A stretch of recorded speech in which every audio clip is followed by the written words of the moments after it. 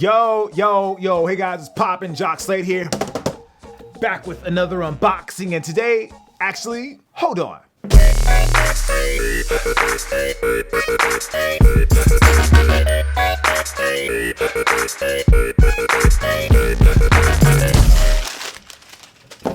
Okay, so, if you've been around the internet, Twitter, Instagram, Snapchat, Facebook, are people still on Facebook? I don't know.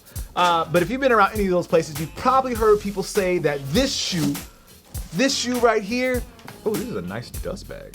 Oh, anyway, you've probably heard them say that this shoe right here is their grail. This is the Air Jordan 11 Concord. But for many people, the Air Jordan 11 alone is their grail. And my question is why? Like literally, why is the Air Jordan 11 your grail? What is it about this shoe that makes it your grail? Let me show you these bags actually before I put them on the ground. So this is a nice bag, and obviously if you're a big Air Jordan fan, you know that this is not the usual box that they come in, but they have these shoe bags. This one has 45 on both sides, and then this other one, it has, looks like it has the Jumpman logo, and then it has quality basketball products inspired by the greatest player ever.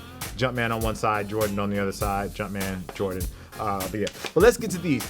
I want to know, like, why do people consider this their grail? What is it? Well, I'm gonna give you everything you need to know about this shoe, and I want to know by the end of this video if this shoe is your grail or why do you think people choose it as their grail. Yeah, let's find out. First, let's start with the design of this sneaker. So the shoe is designed by a guy named Tinker Hatfield, the man who designed almost every Jordan since the 3. Actually, he designed the shoe in secret. Nike at the time wasn't sure that Mike would be returning, and they thought that the Jordan line would be over. Tinker thought that even though Mike was really done playing basketball, that he had a large enough following and a big enough audience that people would kind of follow his and buy his kicks regardless. All right, so one of the key elements of the shoe is the patent leather, the black that you see here. It honestly changed the way the sneakers were made at the time. Tinker, he was actually watching footage of Michael playing basketball, and he happened to notice that Mike's foot would kind of roll off the edge of his shoe when he was changing directions, and this actually slowed Mike down. Patent leather was stronger and it could withstand the force of that change. Now, this section is often called the mudguard, or it's called the rand, but it actually served two purposes. One, Tinker wanted to create something that looked good both on and off the court for Mike. Rumor has it that MJ wanted something that he could wear with one of those suits that he wears, and the patent leather fit the bill. And then there was obviously the performance benefit. The patent leather rand or patent leather mudguard held him in and gave him like those extra mini microseconds or whatever it was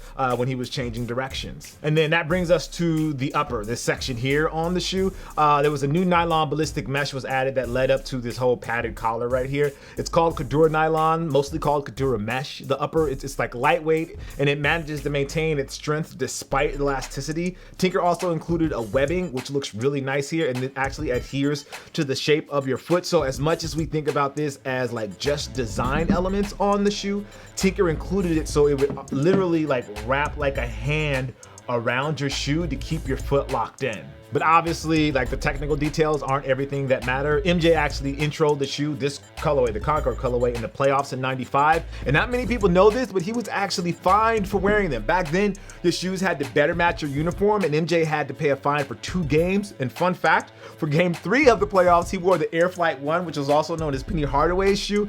And he actually cut off Penny's logo on the heel of the shoe because he didn't want to have a competitor's logo on the shoes that he was wearing. And in today's world, we would be like, dang, Mike, you petty. And to add insult to injury, when he wore these in the playoffs in 1995, Jordan and the Bulls actually lost to Penny and the Orlando Magic. But you don't often hear about that part for some reason. To be fair, Jordan also wore them in the playoffs in 1996, which started their second three-peat. So I honestly don't think you can really complain.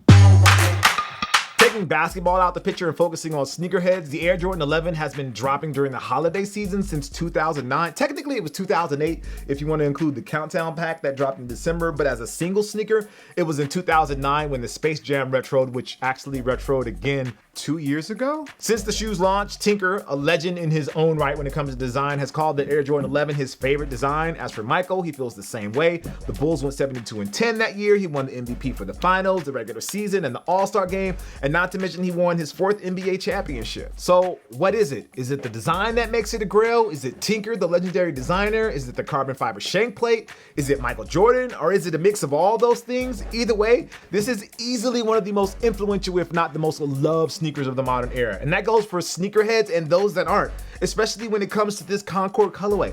I would venture to say that this is probably one of the most recognizable sneaker silhouettes in the world today. But then the question comes, does that make it a grail? Let me know what you guys think about the Air Jordan 11 below. And also, if you follow me over on IG, I'm actually giving away a pair of these. Just look for a post that has a picture of that box that I had at the beginning of this video, and I'll put the details on how you can win in that post. Anyway, as always, I appreciate you. Make sure you hit that thumbs up, and if you really like it, go ahead and subscribe or turn on those notifications. I'm Jacques Slade. As always, I appreciate you. This is the Air Jordan 11 Concord. Is it your grail?